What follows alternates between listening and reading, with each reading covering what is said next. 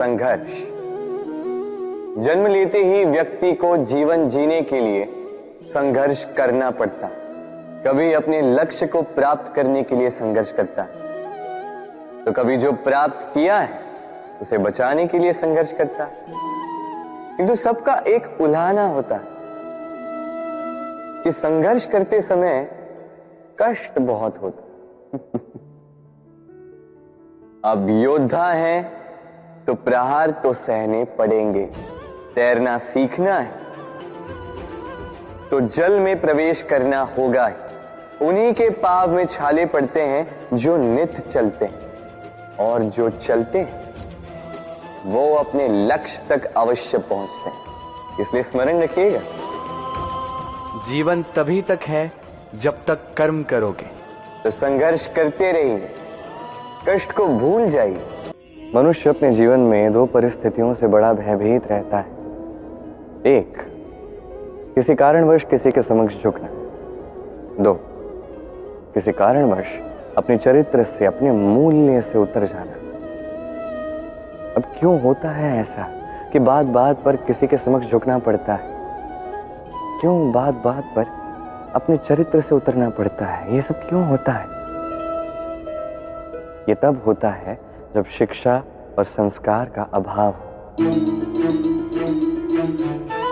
यदि मनुष्य के पास शिक्षा हो तो संसार में कभी भी किसी के भी समक्ष झुकने की आवश्यकता नहीं पड़ेगी।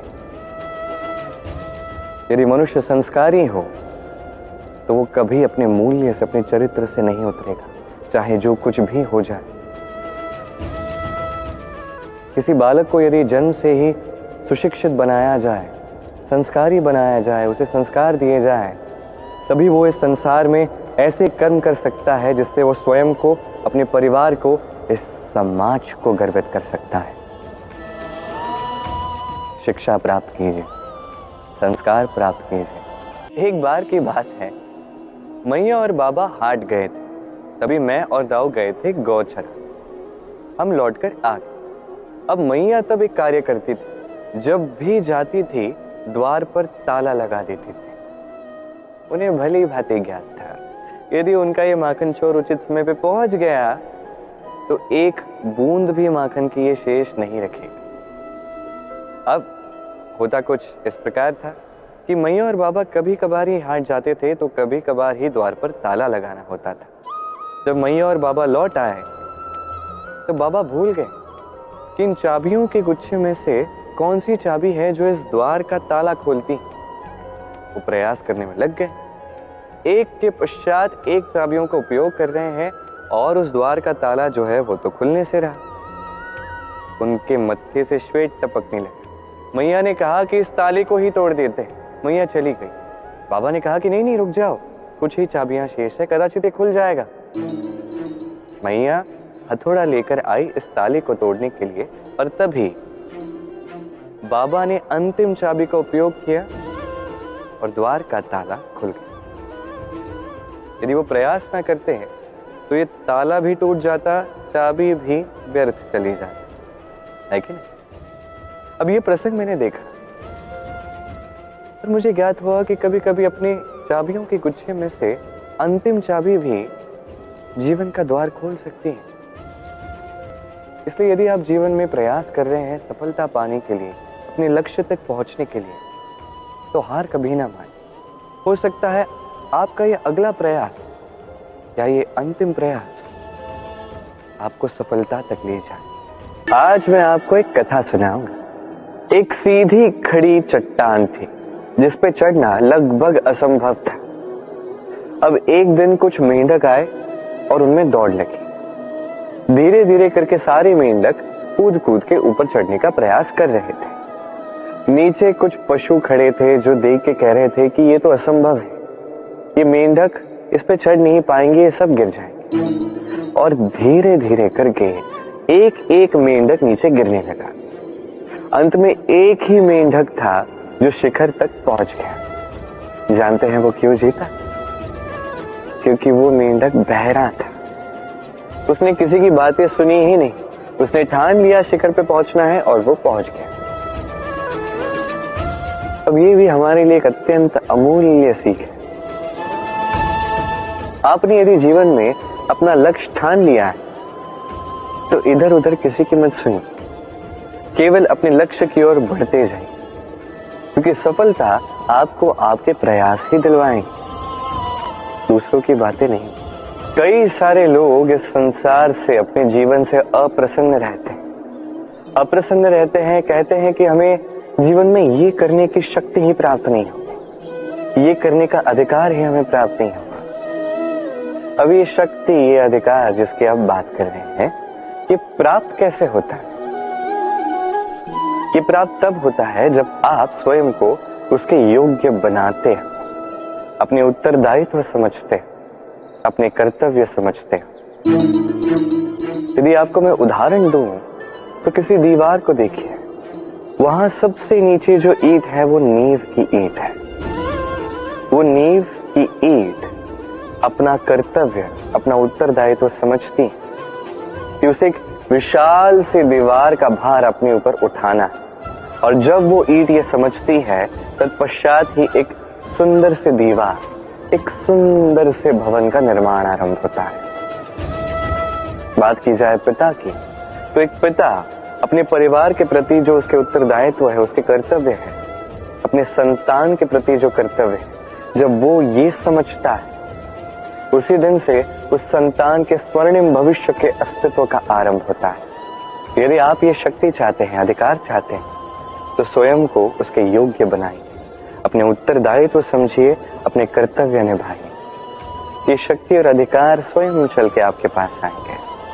सरलता, मनुष्य सदैव ऐसा ही कुछ ढूंढता है जो सरल, मार्ग ऐसा चुनता है जो सरल हो, उन्हीं वस्तुओं के पीछे भागता है जो सरलता से मिल जाए। आप मुझे बताइए, यदि सब सरलता से मिल गया तो आनंद क्या रह जाएगा? आप मुझे बताइए, सरल क्या है? दुख भोगने के पश्चात अश्रु बहाना, या मुस्कुरा कर किसी और को साहस दे? सरल क्या है? गिरने के पश्चात किसी को सहायता के लिए पुकार लगाना, या स्वयं अपने पैरों पे खड़े होकर शक्ति अर्जित करना? सरल क्या है? आंधी तूफान आने के पश्चात अपने टूटे हुए घर को देखना और रोना, या मिट्टी में पानी मिलाकर पुनः अपने घर की मरम्मत कर पहले जैसा बना? क्या है सरल? आप देखेंगे कि सरलता वही है जो अंत में आपको पीड़ा दे। सरल मार्ग मत चुनिए, उचित और श्रेष्ठ लक्ष्य चुनिए। मार्ग चाहे जैसा भी आए, उसे आपको स्वीकार करना होगा। यदि मार्ग कठिन भी आता है तो वो भी ठीक है, क्योंकि जो व्यक्ति कठिन मार्ग पर चलना आरंभ करते हैं, अंत में सुख के फूल उसी की झोली में आ गिरते हैं। सफलता और असफलता, मनुष्य का जीवन इन्हीं दो पहियों पर चलता रहता है, इसी के आसपास मंडराते रहता है। अब ये सफलता और असफलता अत्यंत लाभदायक भी हो सकते हैं, हानिकारक भी सिद्ध हो सकते हैं, निर्भर करता है मनुष्य पर। बात की जाए सफलता की, तो जैसे ही सफलता आती है वो मनुष्य के मस्तिष्क चढ़ जाती, वो अपने मार्ग से भटक जाता है, लक्ष्य से भटक जाता है, अनुचित कार्यों में उलझ जाता है, विनाश की ओर अग्रसर हो जाता है। किंतु यही सफलता यदि वो मस्तिष्क से निकाल के हृदय में बसा ले, तो उस सफलता को अनुभव भी कर पाएगा, अपने कर्तव्य भी अनुभव कर पाएगा, सोचेगा कि कैसे इस सफलता से समाज का, चार लोगों का और भला कर सकूं, और वही सफलता उसके लिए वरदान बन जाएगी। यही बात की जाए असफलता की, तो जैसी असफलता आती है तो मनुष्य उसे हृदय में बसा लेता है, दुखी हो जाता है, हारा हुआ अनुभव करता है, जीवन में आगे बढ़ने का साहस जुटा ही नहीं पाता। उसे क्या करना चाहिए?